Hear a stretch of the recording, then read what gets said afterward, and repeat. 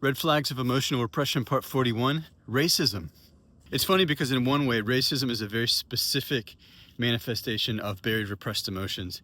But in another, it's just like every other suffering state produced, in that it has to do with powerlessness. When someone's in emotional repression, they've effectively lost the power to be themselves, right? Because they've had to push themselves or certain emotions down into the body in childhood in order to survive. Because in order to get loved and protected by caregivers who are emotionally repressed and powerless, you yourself have to become emotionally repressed and powerless. And by the way, this is why racism often is intergenerational and learned, because on a deeper level, emotional repression is intergenerational and learned.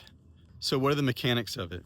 Well, when on an unconscious level you feel powerless all the time, one of the things that you're going to have a compulsion to do, whether in an overt or a covert way, is to dominate other people and make them feel powerless.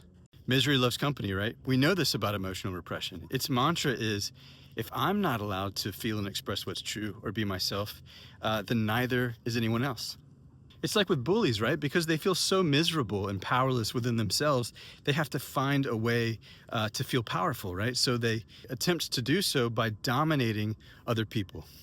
I'm not proud of this, but when I was a kid, I was at a petting zoo one time and there was a goat there, and I had both of his horns in both of my hands, and I remember starting to grip it really tightly and grit my teeth and even shake the goat a little bit, right? Which scared the hell out of me, so I let it go. But that's a perfect example of what I'm talking about, right? It's when we feel powerless, which I did in my family, there's this impulse to dominate others.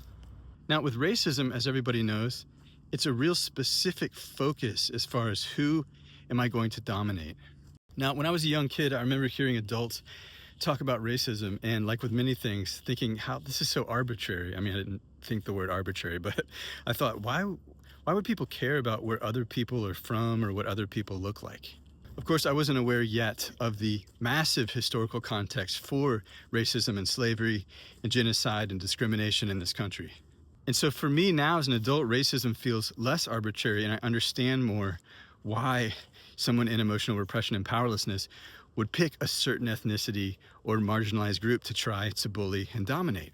Because it's safer. Bullies don't pick on big kids, right? Bullies are cowards. And so in this way, racism, to me, ultimately feels really dishonest, right? Because emotional repression is dishonest. For example, overt racists or overt bullies are many times hurt and vulnerability repressors. And instead of doing the work to become emotionally honest and being able to say, hey, I'm hurt, or I'm sad, or I'm grieving, and I'm afraid of it, they puff up and overcompensate and power grab and bully, right? So that's a cover for what they're really feeling. It's also totally unacceptable to treat people like this, right? But, they do because they have to. So, anger repression. Anger repressors are the covert bullies, right? We're the ones who bully and dominate in more strategic ways, right? And for more righteous causes. For example, cancel culture, right? If someone does something that's problematic, then the anger repressors will either banish the person and cancel them, or disconnect, withdraw, and give silent treatment. And sometimes all in the name of boundaries, right? So there's a real self-righteousness to anger repression and to this covert bullying. Now, the truth is, we as anger repressors, we just want to punish and dominate just as much as the people that we're so upset with, who are overtly bullying and being racist. But we can't let on because our rage and our power is repressed, yeah? And we have to come across as good, kind, loving, compassionate people.